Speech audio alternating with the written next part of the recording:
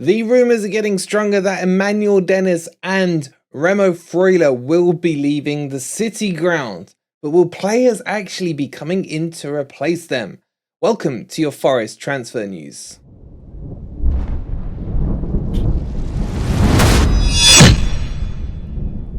Good morning, good evening, or good night, wherever in the world you are, whatever time of day you're watching this. Hope you're having a fantastic day, and welcome to your latest Nottingham Forest transfer news. And there's a lot to talk about today.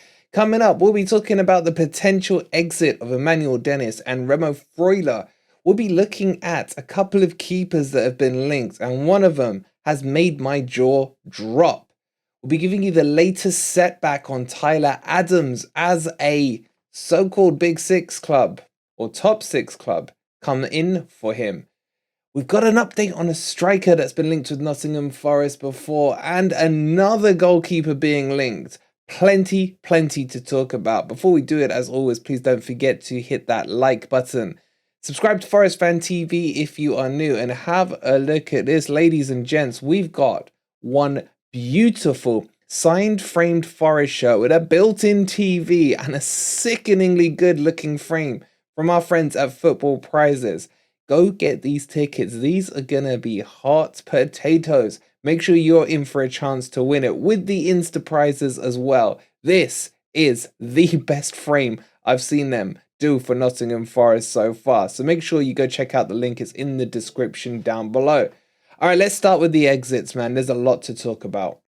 Okay, so Dennis and Freuler could be departing the City ground after not even hitting the 1-year anniversary mark.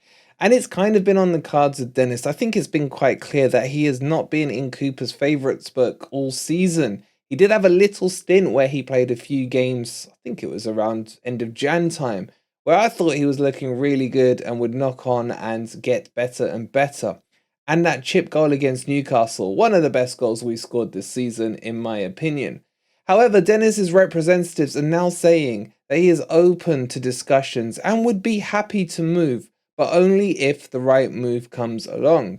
Now, what does he mean by that? Well, this isn't like the January window where he was quite tongue-tied, if you like, on where he could move because he'd already played at Watford and he'd already played at Nottingham Forest. So really his moves in January could have only been back to Watford or outside of the European leagues. Now that rule isn't in play because obviously the season is finished. He will be looking probably to progress forward. I can't see him wanting to take a step backwards. It sounds like he's in no rush to leave and isn't going to get rushed out the door or pushed out the door and will look for the right offer to come through.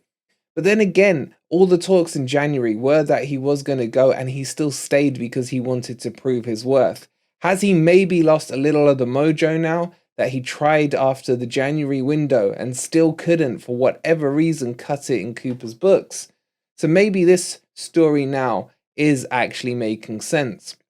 On top of that, it looks like Freuler will probably be parting ways with Nottingham Forest after he also was dropped in the latter half of the season and couldn't worm his way back into the team. And the whole game and play style changed, in my opinion, with him dropping. The ball was progressed quicker forward.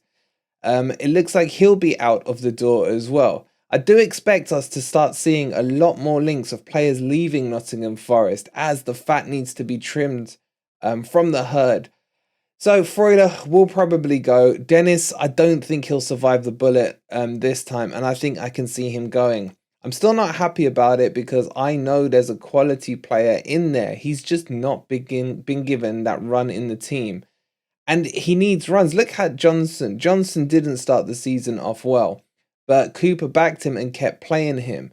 He didn't give Dennis the same opportunity, especially on that left-hand side where he would have been his most productive. But it is what it is. And the thing, just jumping back to Freuler, is positionally wise, I think he was played in the wrong position. He is more an 8 than a 6. We've said this over and over again. We don't need to go over old grounds with this. But what I will say, in a way, I don't mind it too much because we do need to start offloading before we can bring some players in. The squad is so bloated right now, and it really does need the deadwood and the edge of and fringe players being moved on. So maybe this is a step in the right direction. Look, Cooper does need to be ruthless. He does need to move players on if they're not going to be part of the team. As we've mentioned many times before, the likes of John O'Yates, etc. are no longer freebies. They're going to move up into the 25-man squad. So space is going to be required in this. But how do you guys feel about Dennis? I know he split the fan base. Let me know. And then how do you feel about the ghost or conductor, whichever way you call him? Keith, I'm sorry, mate, but your boy looks like he's on his way. Get your thoughts in. Okay, let's move on and talk about bloody goalkeepers, as two more names have now been thrown into the mix. I'm going to start with the one that's kind of annoyed me. Begovic. Yes, he still is alive. Begovic, as I call him. What the hell is he doing being linked to Nottingham Forest? 36 years old, released by Everton, I believe, ex-Boring Mouth player, ex-Stoke player, ex probably every team you can think of he's had some kind of connection with. And now he's being linked to Nottingham Forest. Why? Why? And when you add to it, the other team that are being linked to him is Luton. It does start to make you wonder. It really does. Like, what is going? There's just. It feels like it's getting extremely panicky around the goalkeeper situation right now, and we can do so much better. Livakovic, 10 mil. What are we waiting for? If Hendo's going to go south, Livakovic. It's a no-brainer. It really is. But what do you guys think of Begovic being linked? There's no way he's being linked as a number one. But my point is quite simple. I'd rather just keep Hennessy than bring in another granddad. We've already got one there. He can play backup. Hennessy's not going to go anywhere. He's happy with his 15, 20k, whatever it is a week. But Begovic? Really? I don't get it. Get your thoughts in. A better link that we're seeing is Michel De Gregorio, the Monza keeper. Shock horror. It's amazing how many Monza players are suddenly now being linked to Nottingham Forest. I wonder why. Now, he is pretty damn good. Has had a hot season for Monza. And Monza have made their peace with the fact that he will be leaving. In fact, there's talks that they've even got his replacement lined up for them. And further adding to this is the fact that there is talks that Monza have received offers from either one or a couple of clubs for the goalkeeper. And the rumours are that Forest may have already put a sneaky, cheeky bid in to see the availability. But he is up and they are willing to sell him off. Not necessarily just to Forest, but to whoever is interested. And there are a few clubs rumoured to be knocking at the door of Monza. But as always, we will have the advantage with this one because of the Greek father. So potentially, if whatever's happening with Henderson doesn't get resolved, then we may be looking at him coming in for a replacement. But Begovic, still can't get over that one. Like, I'm getting sick of talking about goalkeepers. Goalkeepers, as important as they are, honestly, is the most boring position when a club has to recruit for them, man. It's not like they're going to do some exciting elasticos on the pitch or something like that. And it feels like you eat up a bit of your transfer budget over the sake of a goalkeeper. You have to only ever do it every now and again. I know a lot of you are going to say if we'd kept Samba, then this whole issue wouldn't have been here. I get what you're saying. But we are where we are.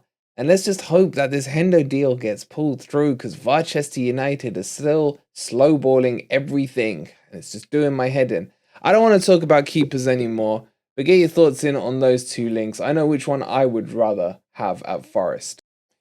Okay, a striker that's being linked and the rumours are starting to get stronger is Sydney Van Hooijdonk. And obviously we brought this to you a couple of weeks ago when the links began with him.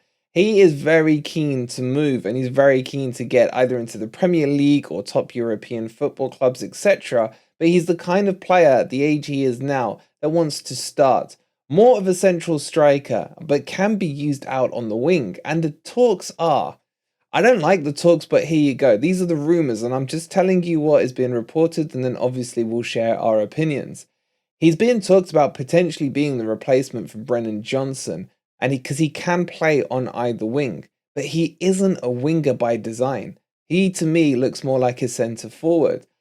And if Brennan Johnson was to leave, and thankfully the talks and all that have died down a little bit now, I still expect them to ramp back up in the next week or two. They're scouting him as the replacement, and he's just not the right profile for it. He's not pacey enough, and he's not like agile enough for it. And if we were going to get him, to me, he would be Awani's understudy. So again, I don't understand some of the philosophies. Look, like I said, these are rumors. I hope they're wrong because they sound way off the mark to me. But Sydney has been linked to Forest pretty much from before the start of the window. So I do believe it, and obviously there's that slight nostalgia there. I know the word Van Hooijdonk in Forest is very controversial, but there is that nostalgia link, and maybe he's coming to, put right the wrongs doing of the old man, so to speak. But I would take him, but I wouldn't take him on the wing. And if that's what they're thinking, it starts to smell and remind me of when Cooper started playing Awani out on the wings and Chris Wood out on the left side, and it was like, what's going on? I like players to be brought to play in the position. Square pegs in square holes. No. Round pegs in round holes is what I want. Not square pegs in round holes, whatever the saying is. You get what I mean. So let's get the recruitment right this window. Let's make sure that the players who are coming in are designed for certain roles, that he would come in as an understudy to Awani. But if he's coming in to play on the wing, then I'd rather see Dennis stay. Dennis can play on the right wing. If the worst were to happen and Jono was to go, then you've got a replacement in either Dennis or Scarpa already, who know the club, who can play in that position, who offer different things in that position. So it's just starting to get really, really confusing at the moment with all these rumors. Get your thoughts in on this one. I'll be interested to hear what you guys have to say. I wish I could give you some good news on Tyler Adams, but it's not that great. It was good for a while, as Romano came out and confirmed that Nottingham Forest are definitely interested in him. However, the reports emerging now are that Brighton are looking for Casado's replacement, who is set to leave them this summer. And they are honing in on Tyler Adams, and they think he would be the absolute perfect fit. In fact, it has now put Tyler Adams going to Brighton as most people's favourites for his destination. And that does annoy me, it really does. I do feel like Forest could have got this one in before everyone else started to get interested. But now there's plenty of clubs who are looking at Tyler Adams, and it's going to be harder and harder for Forest to do this deal. Now, the stumbling block for most of these clubs is still going to be Leeds United's asking fee, which is 40 million for him. But with plenty of clubs now involved, Leeds may get closer to that 40 mark than they really should. For me, Tyler Adams is a 25 mil player tops. But if you start getting 3 or 4 clubs having to outbid each other and get into a bidding war, then this is only going to favour Leeds United. So it may be time for Forest and myself to drop the Tyler Adams dream and maybe focus on Amrabat, where the competition is really only coming from the likes of West Ham. And we all know what happened when Forest went heads up with West Ham last summer. Kind of wish we lost now, but anyway, that's not the point. So Tyler Adams is looking less and less likely. But we've got to get a CDM in. We really do.